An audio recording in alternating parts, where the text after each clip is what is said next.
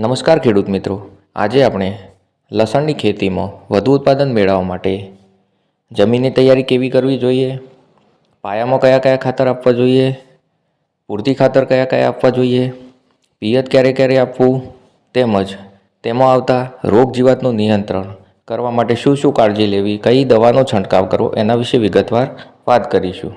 લસણની ખેતીમાં જમીનની તૈયારી વિશે વાત કરીએ તો લસણની ખેતી માટે સારા નિતારવાળી, ગોરાડું, મધ્યમ કાળી આ જમીન ખૂબ અનુકૂળ છે. પાણી ભરાઈ રહે તેવી જમીનમાં લસણનું વાવેતર કરવું ન જોઈએ. પાણી ભરાઈ રહે તેવી જમીનમાં લસણનું વાવેતર કરવાથી તેમાં ફૂગજન્ય રોગોનો ઉપદ્રવ વધી જાય છે. હવે લસણના વાવેતર માટે બીજ દરની વાત કરીએ તો પ્રતિ હેક્ટર 400થી 600 કિલોગ્રામ જેટલું બીજની જરૂરિયાત રહે છે. હારમાં વાવેતર કરી શકાય છે, તેમજ 2થી 3 સેન્ટીમીટર જેટલા અંતરે લસણની કળીઓ વાવીને તેનું વાવેતર કરી શકાય છે, રોપીને તેનું વાવેતર કરી શકાય છે. હવે વાવેતર પહેલાં બીજ માવજત શું કરવી, જેના કારણે ભવિષ્યમાં આવતા રોગ સાથે રક્ષણ મેળવી શકાય. પાકમાં ફૂગજન્ય રોગથી બચાવવો જરૂરી છે, જેના માટે કાર્બેન્ડાઝિમ વેટેબલ 5 ગ્રામ પ્રતિ કિલો બીજના માપ મુજબ લઈ તેને પટ આપવો જરૂરી છે. સાથે સાથે ઓર્ગેનિક ખેતી કરતા ખેડૂતો માટે ટ્રાઇકોડર્મા વિરિડી આપવું જરૂરી છે. હવે લસણના પાકમાં ખાતર વ્યવસ્થાપન વિશે વાત કરીએ તો પાયામાં વધુ ઉત્પાદન મેળવવા માટે કયા કયા ખાતર આપવા, જેમાં નાઇટ્રોજન 75 કિલોગ્રામ જેટલો, ફોસ્ફરસ 40 કિલોગ્રામ જેટલો, પોટાશ 40 કિલોગ્રામ જેટલો, તેમજ સલ્ફર 20 કિલોગ્રામ જેટલો આપવો જોઈએ. સાથે સાથે જમીનની તૈયારી કરતી વખતે છાણિયું ખાતર હેક્ટરે 15 ટન જેટલું આપવું જોઈએ. સાથે સાથે પાયામાં અથવા તો પૂરતી ખાતર તરીકે ઝીંક ખાતર આપવું ખૂબ જરૂરી છે. હવે લસણના પાકમાં પૂરતી ખાતર ક્યારે આપવું અને કેટલા પ્રમાણમાં આપવું એના વિશે વાત કરીએ. વાવેતર પછી 25થી 30 દિવસના સમયગાળામાં પૂરતી ખાતર નાઇટ્રોજન આપવું જોઈએ. હવે લસણમાં તેની ગોઠ અને તેનું કદ વધારવા માટે શું કરવું, એટલે કે લસણની સાઇઝ વધારવા માટે શું કરવું જોઈએ એના વિશે વાત કરીએ તો પૂરતું પોટાશ, સલ્ફર અને જરૂરિયાત મુજબનું નાઇટ્રોજન ખાતર, સાથે સાથે ઝીંક અને બોરોનનો છંટકાવ દ્વારા પણ આપી શકાય. આ ખાતર આપવાથી સમયસર તેની સાઇઝમાં વધારો કરી શકાય છે, તેમજ વધુ ઉત્પાદન મેળવવા માટે, સારો ભાવ મેળવવા માટે ઉપયોગી બને છે.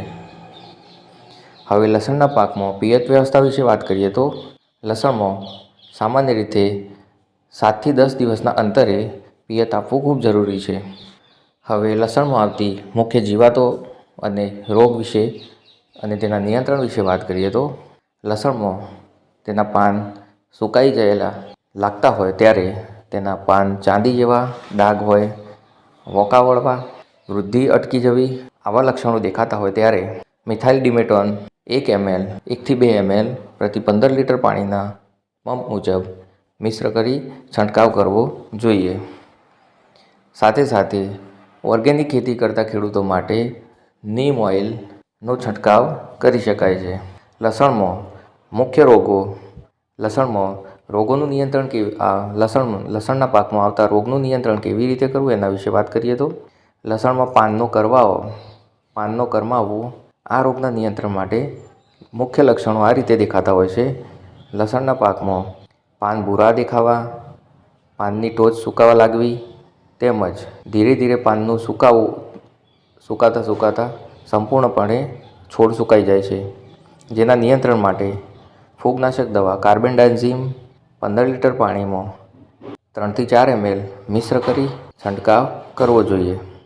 સાથે સાથે ગોઠ અને મૂળના સડાનો રોગ નિયંત્રણ કરવા માટે તેના લક્ષણો આ રીતે હોય છે.